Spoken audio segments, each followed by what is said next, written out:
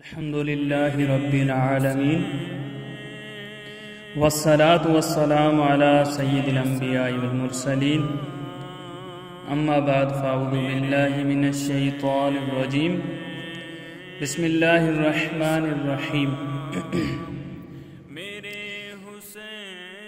محترم ناظرین، جب کوئی چیز یقینی ہونے والی ہوتی ہے تو اس کے ہونے کے اسباب بھی پیدا ہو جاتے ہیں۔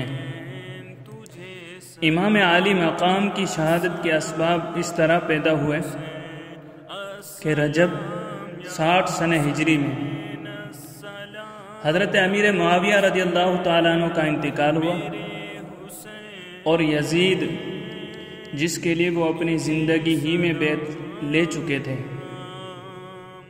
ان کا جانشین ہوا۔ تخت حکومت پر بیٹھنے کے بعد اس کے لیے سب سے اہم مسئلہ حضرت امام حسین، حضرت عبداللہ بن زبیر اور عبداللہ بن عمر رضی اللہ تعالیٰ عنہم کی بیعت کا تھا، کیونکہ ان حضرات نے یزید کی خلافت کو تسلیم نہیں کیا۔ علاوہ ازیں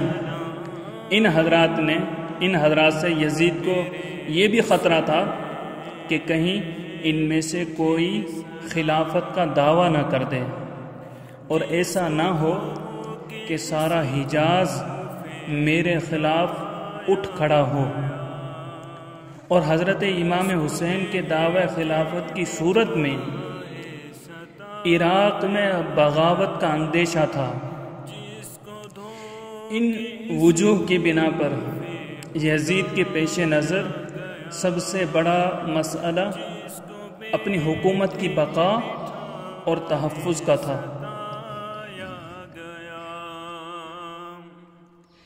اس لیے اس نے ان حضرات سے بیعت لینا ضروری سمجھا۔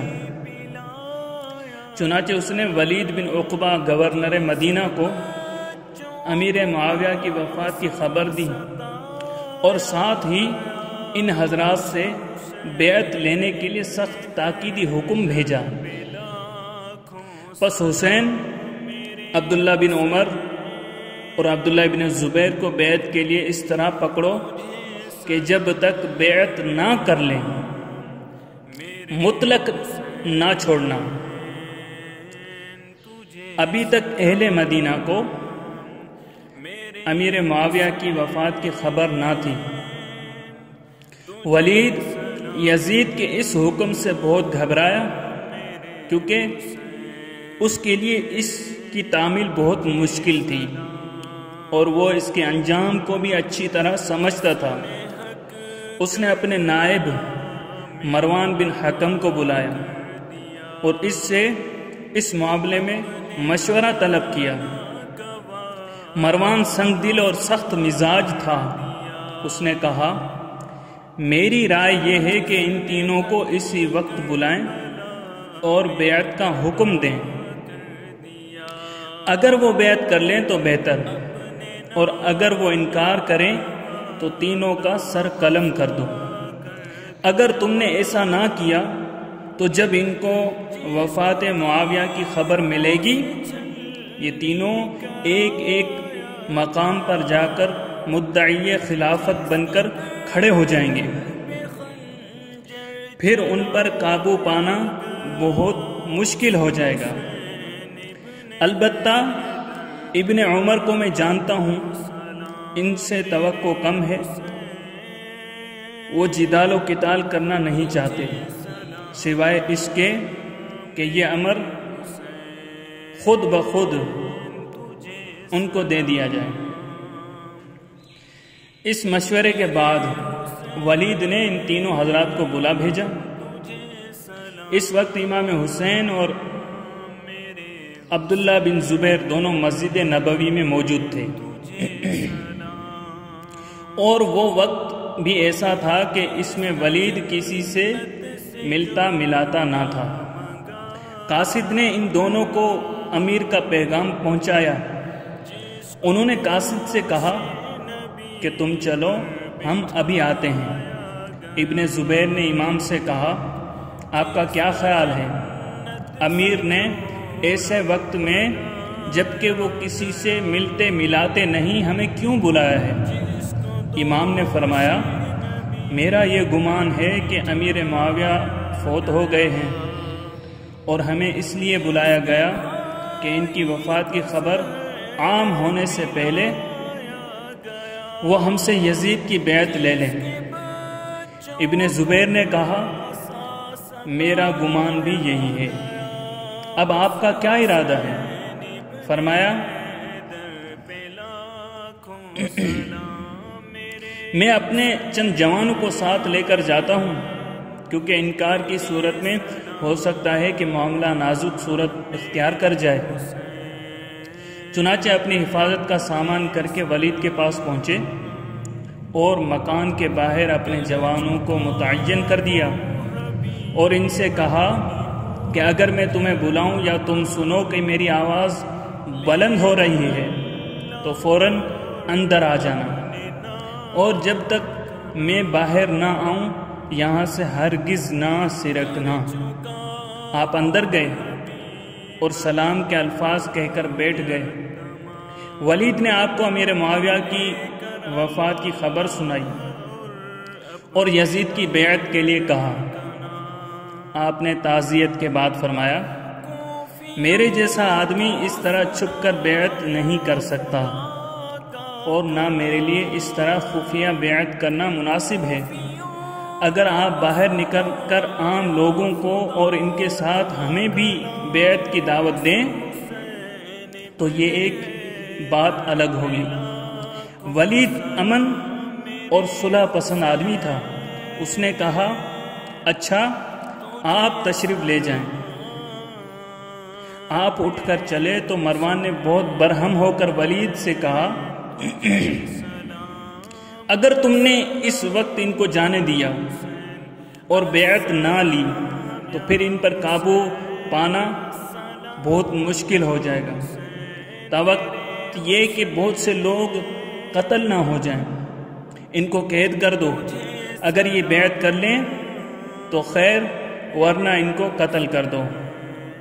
یہ سن کر امام کھڑے ہو گئے اور فرمایا اے ابن زرقہ، کیا تو مجھے قتل کرے گا یا یہ کریں گے؟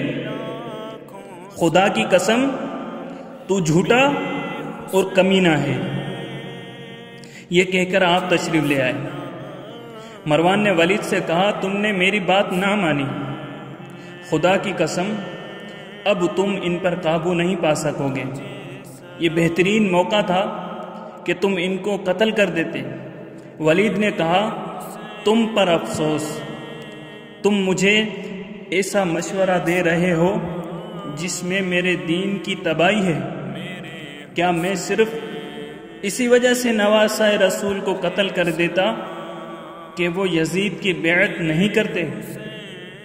اگر مجھے دنیا بھر کا مال و متاع مل جائے تو بھی میں ان کے خون سے اپنے ہاتھوں کو آلودہ نہ کروں۔ خدا کی قسم قیامت کے دن جس سے خون حسین کی باز پرس ہوگی وہ ضرور اللہ کے سامنے خفیف المیزان ہوگا۔ مروان نے کہا تم ٹھیک کہتے ہو، یہ اس نے صرف ظاہرداری کے لحاظ سے کہہ دیا تھا، ورنہ دل میں وہ ولید کی بات کو ناپسند کرتا تھا۔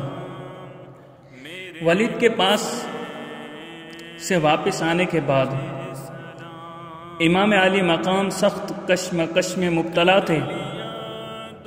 یزید کی بیعت آپ کو قلبی طور پر سخت ناپسند تھی کیونکہ وہ نااہل تھا، اور اس کا تقرر بھی خلفائے راشدین کی اسلامی طریقہ انتخاب کے بالکل خلاف اور غیر شرعی طور پر ہوا تھا، بلکہ آپ کے نزدیک یہ قیصر و کسریٰ کے طرز کی پہلی شخصی حکومت تھی، اس لیے آپ احتجاجاً اس کے خلاف تھے، اور دوسری طرف حالات اجازت نہیں دیتے تھے کہ آپ علی اعلان اس کے خلاف آواز بلند کریں۔ ادھر عبداللہ بن زبیر طرح طرح کے ہیلوں سے ولید کے قاصدوں کو ٹالتے رہے، اور ولید کے پاس نہ آئے، اور دوسرے دن مدینہ منورہ سے مکہ مکرمہ کو نکل گئے۔ ولید کا عملہ سارا دن ان کی تلاش میں سرگرداں رہا مگر وہ نہ مل سکے۔ ادھر شام کے وقت پھر ولید نے امام کے پاس آدمی بھیجا۔ آپ نے فرمایا اس وقت تو میں نہیں آ سکتا، اور صبح ہونے دو پھر دیکھیں گے کیا ہوتا ہے۔ ولید نے یہ بات مان لی، اور آپ نے اسی رات اپنے اہل و عیال اور عزیز و اقارب کو ساتھ لے کر مدینہ منورہ سے مکہ مکرمہ کی طرف ہجرت کا ارادہ کر لیا۔ گھر والوں کو فرمایا کہ تم تیاری کرو، اور آپ خود مسجد نبوی شریف میں روضہ رسول صلی اللہ تعالی علیہ وسلم پر حاضر ہوئے۔ نوافل ادا کر کے جو ہی چہرہ رسول کے سامنے پہنچ کر دست بستہ سلام کے الفاظ ادا کیے، بے ساختہ آنکھوں سے اشک رواں ہو گئے۔ جوار رسول سے دوری اور شہر رسول سے جدائی کے غم انگیز خیال نے آپ پر رقت طاری کر دی۔ یہی وہ شہر تھا جس میں آپ نے عمر عزیز کا اب تک بیشتر حصہ گزارا تھا۔ بچپن سے اب تک اسی شہر کی پر نور فضاؤں اور معطر ہواؤں میں روز و شب کا سلسلہ رہا تھا۔ یہ شہر آپ کے نانا جان کا شہر تھا۔ آپ اس گلشن رسول کے مہکتے پھول تھے، مگر اب اس شہر میں آپ کا رہنا مشکل ہو گیا تھا۔ اسی شہر میں آپ کی والدہ ماجدہ کا مدفن تھا۔ آپ کے بھائی اسی شہر میں آرام فرما تھے۔ اسی وقت امام پاک کی کیا کیفیت ہوگی؟ وہ روضہ رسول پر اپنے جذبات و احساسات کا اظہار کر رہے تھے، نانا جان کے روبرو اپنا احوال بیان کر رہے تھے۔ مزار مصطفیٰ پہ شام ہوتے ہی امام آئے، اجازت کی غرض سے آخری کرنے سلام آئے۔ کہا رو رو کر سلام اے تاجدار عالم امکان، سلام اے سید عالم، سلام اے سرور ذیشان۔ ذرا دیکھو تو چہرے سے اٹھا کر گوشہ داماں، حسین ابن علی پر تنگ ہیں طیبہ کی اب گلیاں۔ ذرا حجرے سے نکلو اے مکین گنبد خضرا، ذرا دیکھو تو اہل بیت پر ہیں سختیاں کیا کیا۔ یزیدی دور ہے، اسلام ہے سرکار خطرے میں، نواسا آپ کا اس وقت ہے دشمن کے نرغے میں۔ میں قرباں اے مجھے ناز و نعم سے پالنے والے، مصائب آنے والے دم زدن میں ٹالنے والے۔ ہماری بے کسی درماندگی کی لاج رکھ لینا، ہمیں نظروں میں اپنی صاحب معراج رکھ لینا۔ بس اب اے قبلہ دی مجھ کو جانے کی اجازت ہو، لب اطہر سے فرما دو حسین اب جاؤ رخصت ہو۔ مدینے سے شہ کونین کا نور نظر نکلا، وطن سے بے وطن ہو کر وطن کا تاجور نکلا۔ امام پاک اپنے اہل و عیال کو ساتھ لے کر مدینہ منورہ سے مکہ مکرمہ کی طرف ہجرت فرما گئے۔ حضرت محمد بن حنفیہ نے آپ سے کہا، بھائی میں تم سے زیادہ کسی کو محبوب اور عزیز نہیں رکھتا، اور تمام خلق خدا میں کسی کو اس کا مستحق نہیں سمجھتا کہ اس کے ساتھ آپ سے زیادہ خیر خواہی کروں۔ لہٰذا میرا مشورہ یہ ہے کہ جہاں تک ہو سکے آپ یزید کی بیعت اور کسی مخصوص شہر کے ارادے سے الگ رہیں، اور دیہات اور ریگستان میں قیام کریں، اور لوگوں کے پاس اپنے قاصد بھیج کر ان کو اپنی بیعت کی دعوت دیں۔ اگر وہ لوگ بیعت کر لیں تو آپ اس پر اللہ کا شکر کریں، اور اگر وہ کسی اور شخص پر متفق ہو جائیں تو اس سے آپ کے اوصاف و کمالات اور فضیلت میں اللہ کچھ کمی اور کچھ فرق نہ آنے دے گا۔ مجھے خوف ہے کہ ان حالات میں اگر آپ کسی مخصوص شہر یا کسی مخصوص جماعت کے پاس جائیں گے تو ان میں اختلاف پیدا ہو جائے گا۔ ایک گروہ آپ کے ساتھ ہوگا اور دوسرا آپ کے خلاف، پھر ان دونوں میں جنگ و جدال کی نوبت آ جائے گی اور سب سے پہلے آپ ان کے نیزوں کا نشانہ بنیں گے۔ ایسی صورت میں ایک معزز اور شریف ترین شخص جو بلحاظ حسب و نسب اس ساری امت سے بہتر ہے، اس کا خون سب سے زیادہ ارزاں ہو جائے گا اور اس کے اہل و عیال کو ذلیل کیا جائے گا۔ یہ سن کر آپ نے فرمایا، بھائی میں پھر کہاں جاؤں؟ محمد بن حنفیہ نے کہا، مکہ۔ اگر وہاں آپ کو اطمینان حاصل ہو جائے تو کوئی نہ کوئی سبیل پیدا ہو جائے گی، اور اگر اطمینان حاصل نہ ہو تو پھر ریگستانوں اور پہاڑوں کی طرف چلے جائیں اور ایک مقام سے دوسرے مقام کی طرف منتقل ہوتے رہیں اور لوگوں کے بدلتے ہوئے حالات دیکھتے رہیں، پھر آپ کسی نہ کسی نتیجے پر پہنچ جائیں گے، کیونکہ جب واقعات سامنے آ جاتے ہیں تو رائے بہت زیادہ صحیح ہو جاتی ہے۔ آپ نے فرمایا، بھائی تم نے خیر خواہی اور شفقت فرمائی ہے، مجھے امید ہے کہ انشاءاللہ تمہاری رائے درست اور موافق ثابت ہوگی۔ یہ کہہ کر آپ یزید بن مفرق کے یہ اشعار بطور مثال پڑھتے ہوئے مسجد میں داخل ہوئے، جس دن کے ظلم و ستم سے میرا گلا گھونٹ دیا جائے گا اور میرا موت میرا انتظار کر رہی ہوگی، اگر میں میدان چھوڑ جاؤں تو پھر کبھی بھی صبح کے وقت غارت گیری کے لیے اونٹوں کو نہ چونکاؤں گا اور نہ ہی اپنا نام یزید رکھوں گا۔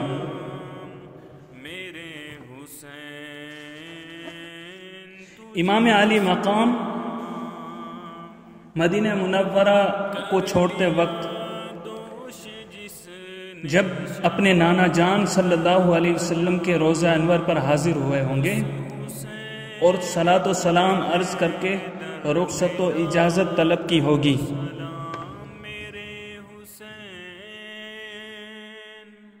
قلب حزین صدمہ جدائی و فراق سے گھائل ہو رہا ہوگا اور لبوں پر یہ الفاظ ہوں گے، کندھوں پہ چڑھا کر کھلانے والے نانا، آغوش و محبت میں لے کر لوریاں سنانے والے نانا، ماتھے رخسار لبوں کو چومنے والے نانا، اے میرے ناز اٹھانے والے نانا، آج میرا حال دیکھیے، میں غمگین و پریشان ہوں، اشک بار ہوں، اس لیے کہ آپ کا یہ مقدس شہر چھوڑ رہا ہوں، وہ شہر جو مجھے سب سے زیادہ عزیز اور محبوب ہے، لیکن میں کیا کروں، میرا یہاں رہنا دشوار ہو گیا ہے، میں جا رہا ہوں، مجھے اجازت دیجیے۔ اور ادھر روضہ اقدس میں نازوں سے پالنے والے نانا جان حضور سید المرسلین صلی اللہ علیہ وسلم کی کیا حالت ہوگی، یہ تصور دلوں کو پاش پاش کر دیتا ہے۔ یہ کیسا دن تھا، سخت رنج و علم کا دن تھا کہ نواسہ نبی، جگر گوشہ علی، نور دیدہ زہرا، سرور قلب سرور قلب حسن مجتبی جا رہا ہے اور ہمیشہ کے لیے جا رہا ہے۔ ہاں نگاہ غور سے دیکھ اے گروہ مومنی، جا رہا ہے کربلا خیر البشر کا جانشین، آسماں ہے لرزہ بر اندام، جنبش میں ہے زمین،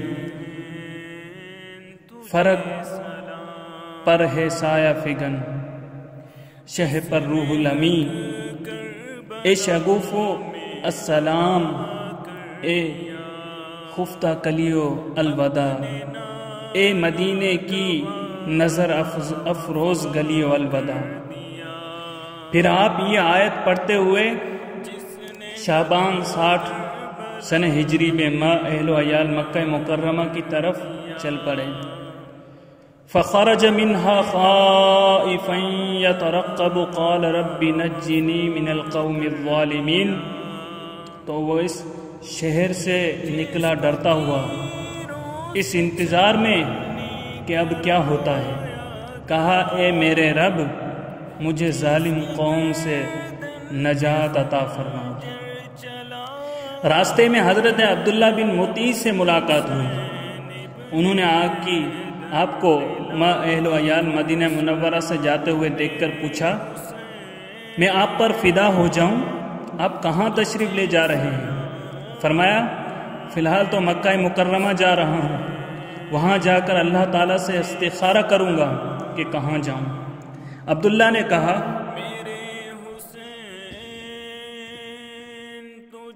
اللہ آپ کو خیر و عافیت سے رکھے اور ہمیں آپ پر فدا کرے۔ جب آپ مکے پہنچ جائیں تو کوفہ کا ہرگز ارادہ نہ فرمائیں، کیونکہ وہ ایک منحوس شہر ہے، وہیں آپ کے والد ماجد شہید ہوئے اور وہیں آپ کے بھائی حضرت حسن کو بے یار و مددگار چھوڑ دیا گیا اور ان پر برچی کا وار کیا گیا۔ قریب تھا کہ وہ جاں بحق تسلیم ہو جاتے، اب مکے میں ہی رہیں، اس کو نہ چھوڑیں۔ آپ عرب کے سردار ہیں، اہل حجاز آپ کے برابر کسی کو نہیں سمجھتے، ہر طرف سے لوگ آپ کے پاس آئیں گے، میرے چچا اور ماموں آپ پر نثار ہوں، آپ حرم کعبہ کو ہرگز نہ چھوڑیے گا، خدا کی قسم اگر خدا نخواستہ آپ قتل ہو گئے تو آپ کے بعد ہم سب غلام بنائے جائیں گے۔ جب آپ مکہ مکرمہ میں داخل ہوئے تو یہ آیت پڑھی وَلَمَّا تَوَجَّهَ تِلْقَاءَ مَدْيَنَ قَالَ عَسَى رَبِّي أَن يَهْدِيَنِي سَوَاءَ السَّبِيلِ، اور جب مدین کی طرف متوجہ ہوا کہا امید ہے کہ میرا رب مجھے سیدھی راہ چلائے گا۔ آپ کے مکہ مکرمہ پہنچنے کی خبر سن کر لوگ جوق در جوق آپ کے پاس آنے لگے اور زیارت کا شرف حاصل کرنے لگے، اور حضرت عبداللہ بن زبیر بھی مکے ہی میں تھے، وہ بھی آپ کے پاس آتے جاتے۔ اہل مکہ کو آپ کے آنے کی بہت خوشی ہوئی تھی، وہ آپ کے دیدار پر انوار سے اپنے دیدہ دل کو روشن و منور کرتے ہوئے کہہ رہے تھے مرحبا سرور عالم کے پسر آئے ہیں، سیدہ فاطمہ کے لخت جگر آئے ہیں، نخل بستان نبوت کے ثمر آئے ہیں، جن سے روشن ہے جہاں وہ قمر آئے ہیں، وہاں قسمت کے چراغ حرمین آئے ہیں، اے مسلمانوں مبارک کے حسین آئے ہیں۔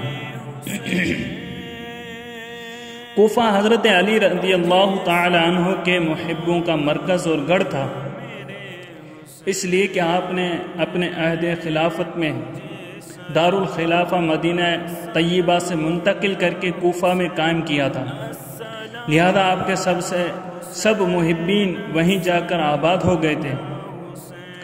یہ امیر معاویہ کے زمانے میں بھی امام عالی مقام کی خدمت میں کوفہ تشریف آوری کی درخواستیں بھیج چکے تھے۔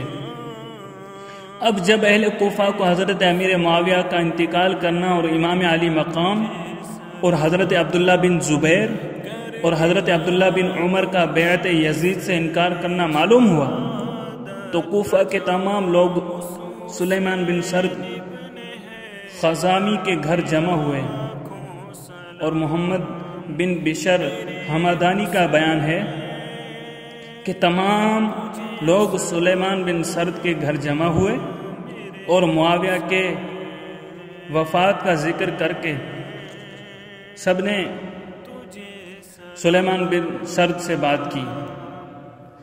پھر سلیمان بن سرد نے سب سے کہا کہ معاویہ وفات پا چکے ہیں اور امام حسین نے یزید کی بیعت سے انکار کیا ہے اور مکے چلے گئے ہیں، اور تم لوگ ان کے اور ان کے باپ کے محبین ہو، بس تم خوب جان لو کہ اگر تم ان کے مددگار بن سکتے ہو اور ان کے دشمنوں سے جہاد کر سکتے ہو تو ان کو لکھو، اور اگر تمہیں اپنی کمزوری اور بزدلی کا اندیشہ ہو تو ان کو دھوکہ نہ دو۔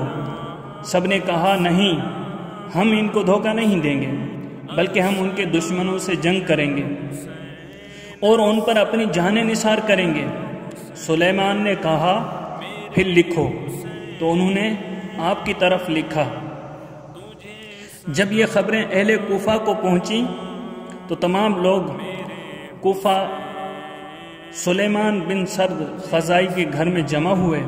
حمد و ثنا کرنے کے بعد سلیمان نے کہا، جبکہ معاویہ کی وفات ہو گئی اور امام حسین بیعت یزید سے انکار کر کے مکہ معظمہ چلے گئے اور تم ان کی جماعت ہو اور ان کے پدر بزرگوار کی جماعت ہو، اگر جانتے ہو کہ ان کی نصرت کر سکو گے اور بجان و مال ان کی نصرت میں کوشش کر سکو گے، ایک عریضہ ان کی خدمت میں لکھ کر یہاں بلا لو، اور اگر ان کی نصرت میں سستی و کاہلی کرو گے، یہ جان لو کہ شرط نیک خواہی اور متابعت کی بجا آوری نہ کرو گے تو ان کو فریب نہ دو اور ہلاکت میں نہ ڈالو۔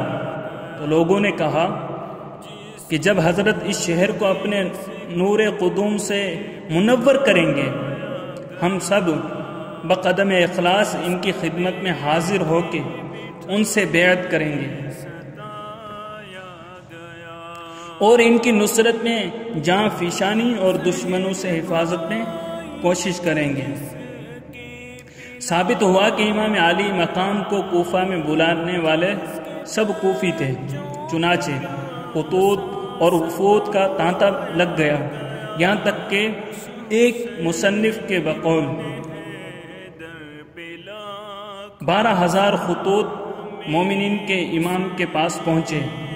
مضامین کا خلاصہ یہ ہے کہ آپ جلد از جلد کوفہ تشریف لائیں، مسند خلافت آپ کے لیے خالی ہے، مومنین کے اموال اور ان کی گردنیں آپ کے لیے حاضر ہیں، سب کے سب آپ کے منتظر اور مشتاق دید ہیں، آپ کے سوا کوئی ہمارا امام و پیشوا نہیں ہے، آپ کی مدد کے لیے یہاں لشکر مہیا و حاضر ہے۔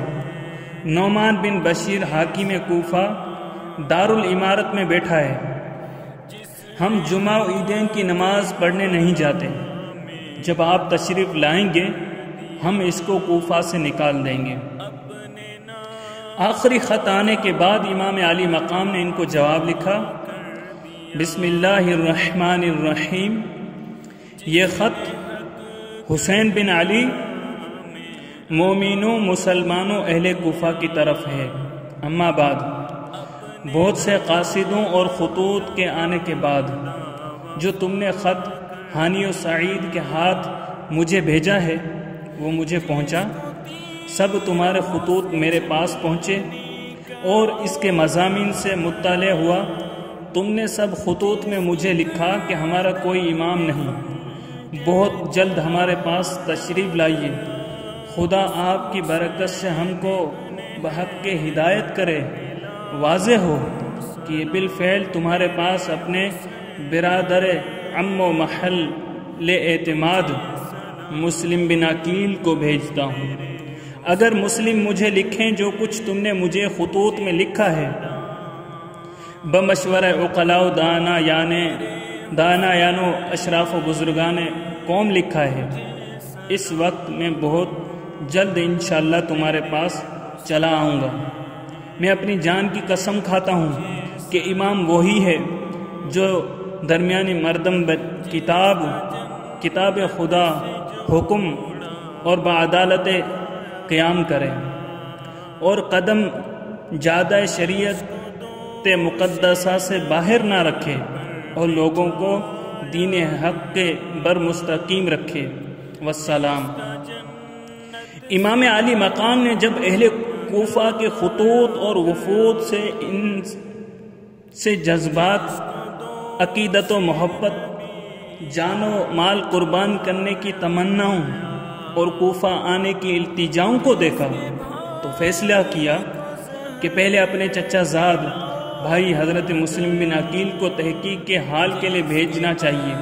چنانچہ آپ نے ان کو ایک خط دیا جو آپ نے اہل کوفہ کے نام تحریر فرمایا تھا، اور فرمایا کہ آپ کوفہ جا کر بذات خود براہ راست حالات کا صحیح اندازہ لگائیں اور اطلاع دیں۔ اگر حالات سازگار ہوں گے تو میں بھی آ جاؤں گا، اور اگر حالات درست نہ ہوں تو واپس آ جائیں۔ صدر الافاضل حضرت مولانا سید محمد نعیم الدین مراد آبادی رحمۃ اللہ تعالی علیہ فرماتے ہیں، اگرچہ امام کی شہادت کی خبر مشہور تھی اور کوفیوں کی بے وفائی کا پہلے بھی تجربہ ہو چکا تھا، مگر جب یزید بادشاہ بن گیا اور اس کی حکومت و سلطنت دین کے لیے خطرہ تھی، اور اس وجہ سے اس کی بیعت ناروا تھی، اور وہ طرح کی تدبیروں اور ہیلوں سے چاہتا تھا کہ لوگ اس کی بیعت کریں۔ ان حالات میں کوفیوں کا بپاس ملت یزید کی بیعت سے دستکشی کرنا اور حضرت امام سے بیعت ہونا امام پر لازم کرتا تھا کہ ان کی درخواست قبول فرمائیں۔ جب ایک قوم ظالم و فاسق کی بیعت پر راضی نہ ہو اور صاحب استحقاق کے اہل سے درخواست بیعت کرے، اس پر اگر وہ ان کے استدعا قبول نہ کرے تو اس کے یہ معنی ہوتے ہیں کہ وہ اس قوم کو اس جابر ہی کے حوالے کرنا چاہتا ہے۔ امام اگر اس وقت کوفیوں کی درخواست قبول نہ فرماتے تو بارگاہ الہی میں کوفیوں کے اس مطالبے کا امام کے پاس کیا جواب ہوتا کہ ہم ہر چند در پہ ہوئے مگر امام بیعت کے لیے راضی نہ ہوئے، بدی وجہ ہمیں یزید کے ظلم و تشدد سے مجبور ہو کر اس کی بیعت کرنا پڑی۔ اگر امام ہاتھ بڑھاتے تو ہم ان پر جانیں فدا کرنے کے لیے حاضر تھے۔ یہ مسئلہ ایسا درپیش آیا جس کا حل بجز اس کے اور کچھ نہ تھا کہ حضرت امام ان کی دعوت پر لبیک فرمائیں۔ اگرچہ اکابر صحابہ کرام حضرت ابن عباس و حضرت ابن عمر و حضرت جابر و حضرت ابو واقدیشی وغیرہ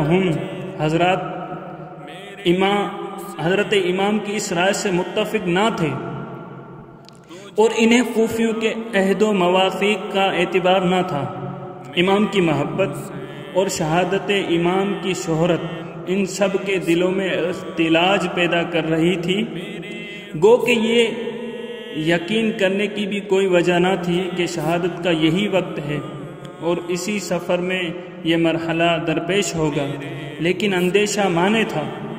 حضرت امام کے سامنے مسئلے کی یہ صورت درپیش تھی کہ اس استدعا کو رد کرنے کے لیے عذر شرعی کیا ہے، اور ادھر ایسے جلیل القدر صحابہ کے شدید اصرار کا لحاظ، ادھر اہل کوفہ کی استدعا رد فرمانے کے لیے کوئی عذر شرعی نہ ہونا حضرت امام کے لیے نہایت پیچیدہ مسئلہ تھا، جس کا حل بجز ان کے کچھ نظر نہ آیا کہ پہلے حضرت امام مسلم کو بھیجا جائے۔ اگر کوفیوں نے بدعہدی و بے وفائی کی تو عذر شرعی مل جائے گا، اگر وہ اپنے عہد پر قائم رہے تو صحابہ کو تسلی دی جا سکے گی۔ شاہ نے اپنی نیابت کے لیے ان کو چنا۔ اہل کوفہ کو یہ خود شاہ نے نامہ لکھا، آپ لوگوں کی طلب پر انہیں ہم نے بھیجا، ان کی سب لوگ اعانت و حمایت کرنا۔ چل دیے مکے سے اس نامے کو لے کر مسلم، آخر پہنچ گئے کوفہ کے اندر مسلم۔ وآخر دعوانا الحمدللہ رب العالمین۔